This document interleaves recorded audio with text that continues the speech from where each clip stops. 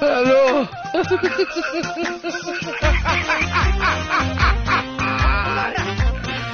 Hola, Carlos. Hello.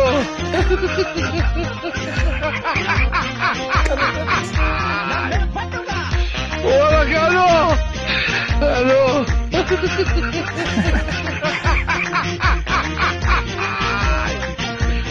Hola, Carlos.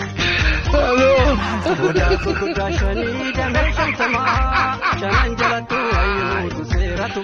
Hola, Carlos.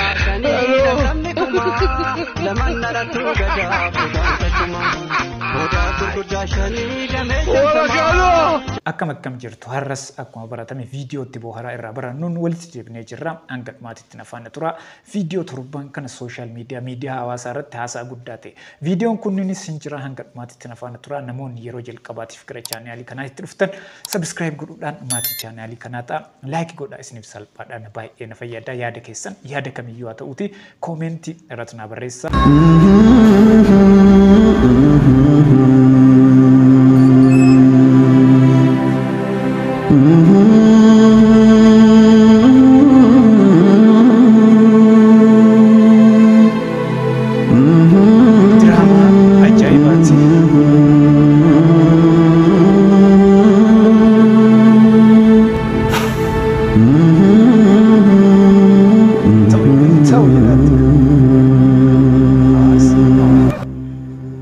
Maltu tanan dufe? Mali ati sin jalan nan jenne.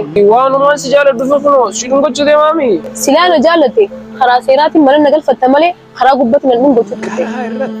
Karaa irratti dhungachuun sirrii miti karaa seeraatiin seeraan fuutee manatti galtee manatti dhungachuu qabda. Bala. Ana faradara. Ati faradan. Akam jechuudha. Bala.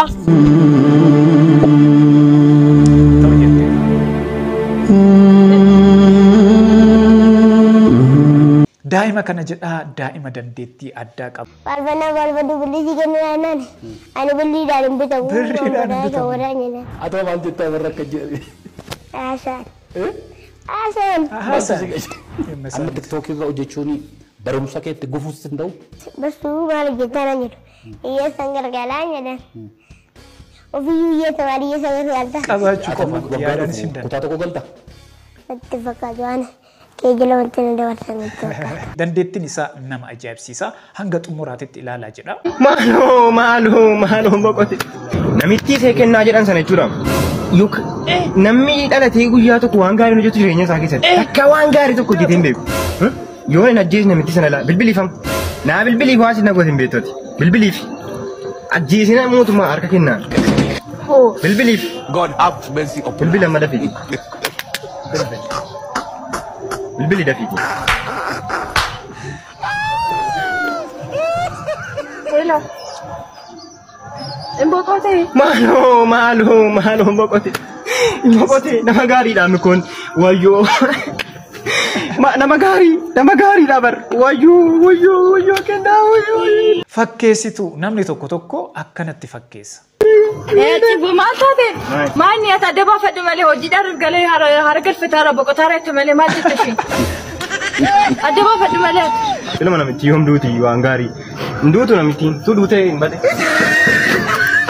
Gaa'ela namoota hedduu uummata ajaa'ibsiise torban kana sooshaal miidiyaa irratti haasaa guddaa ta'ee jira. Namoonni kunniin umuriidhaanis wal hin madaalanii akkasumas qaamaanis guutuu miti. Namoota kanneen gidduutti taasifamee jira. Haa ilaallume. ሰው የወደደውን ያፈቀረውን ማግባት አይችልም እንዴ?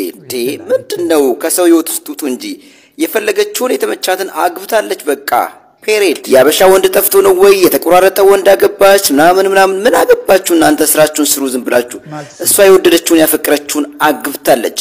እኛ እንደው ማድነቅ ነበረብን የፍቅርን ጥልቀትና ጥንካሬውን ወይም የፍቅርን ፓወር እዚጋ ማሳያ ሊሆን ይችላል። ስለዚህ ከፍቅር በላይ ምንም የለም ብላች ልጅ ከነ ችግሩ ተቀብላ ወዳው አግብታው ወልዳ በደስታ እየኖረች ነው ወይንም ደስተኛ ነች።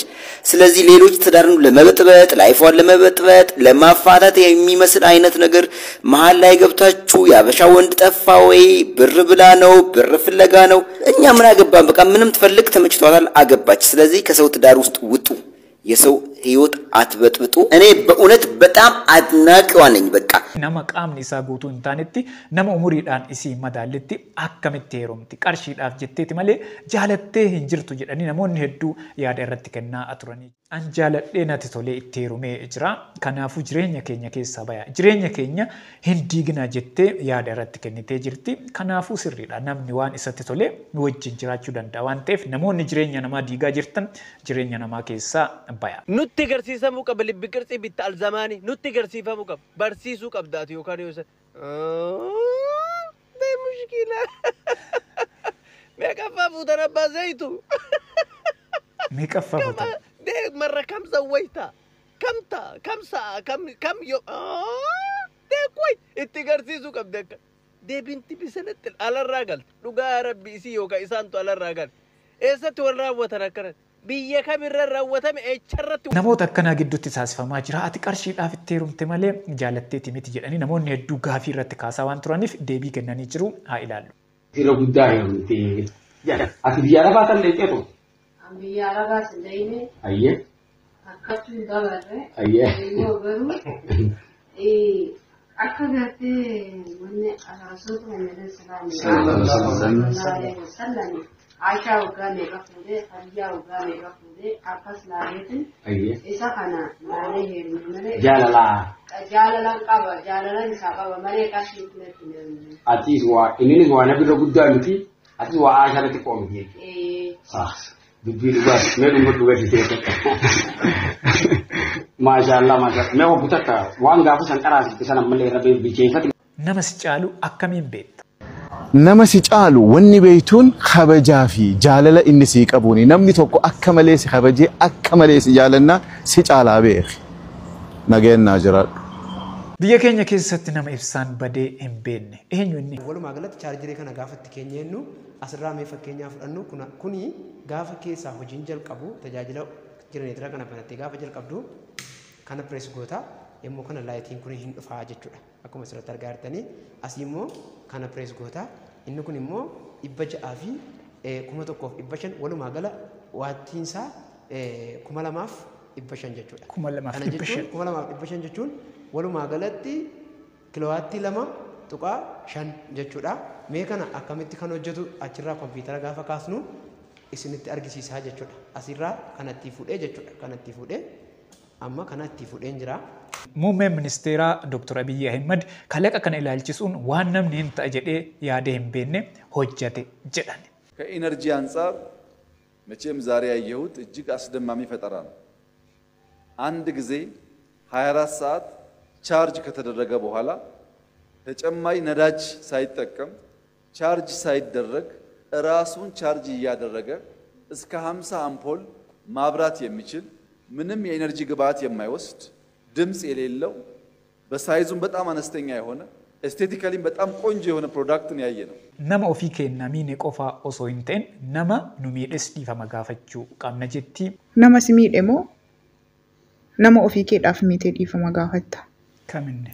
Namoonni yeroo baay'ee kan dhiifama gaafatan namoota ofii keenyaaf miine jennee yaadnu namoota nuti gaddisiisnee jirraa nutti cabaniiru nutti miidhamanii jiru sababii keenyaan miidhamne irra ga'ee jira jennee yaadnudha dhiifama kan gaafannu.